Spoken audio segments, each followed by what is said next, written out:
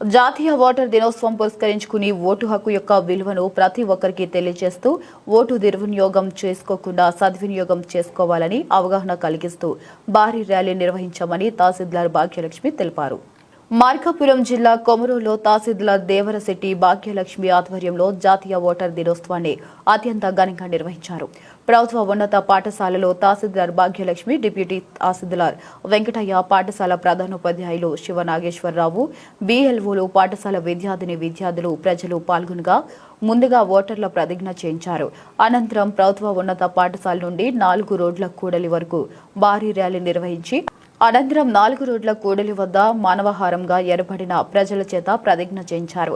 ఈ సందర్భంగా తహసీల్దార్ భాగ్యలక్ష్మి మాట్లాడుతూ ప్రజాస్వామ్యంలో ఓటుకు ఉన్నతమైన విలువ ఉందని, ఓటు హక్కును ప్రతి ఒక్కరూ సద్వినియోగం చేసుకోవాలని, ఒక మంచి మార్గదర్శకత్వాన్ని ఎంచుకోవాలని, ఓటు హక్కుతో ప్రజాస్వామ్య విలువలు కాపాడాలని అందరినీ కోరారు.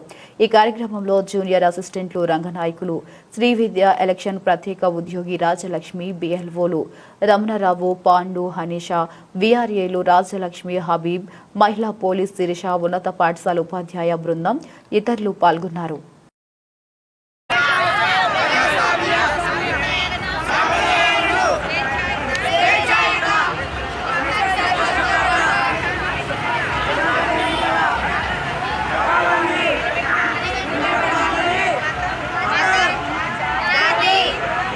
మీరు అడిగవచ్చు కదా, మీరు అడిగే తీయచ్చు కదా.